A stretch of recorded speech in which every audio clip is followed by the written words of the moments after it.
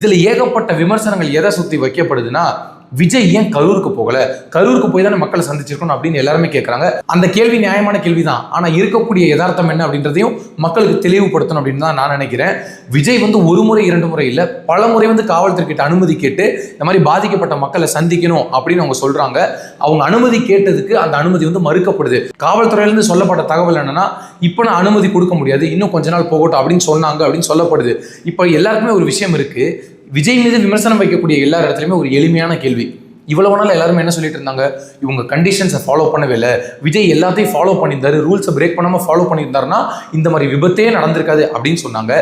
இப்போ அதே வாடகவைகள் என்ன சொல்லுதுன்னா, விஜய் காவல்துறை அனுமதி மறுக்கப்பட்டாலும் கூட தடையை உடைச்சு அந்த மக்களை சந்திக்க போயிருக்கணும்ல, இதுதானே ஒரு நல்ல ஒரு தலைவனுக்கு அழகு அப்படின்னு சொல்றாங்க. ஆனா இவங்க சொன்னது போல ஒருவேளை விஜய் இப்ப கரூருக்கு போறாருன்னா, போனதுக்கு அப்புறம் என்ன சொல்லுவாங்கன்னா, காவல்துறை தான் அனுமதி கொடுக்கல, அதை உடைச்சிட்டு எதுக்கு விஜய் போனாரு, மீண்டும் மீண்டும் விஜய் தவறு பண்றாரு, விஜய் ஒரு தவறான பாதைக்கு ஒரு தவறான தலைவன்ற முன்னுதாரணமா இருக்கிறாரு அப்படின்னு இதே வாய்கள் பேசும்.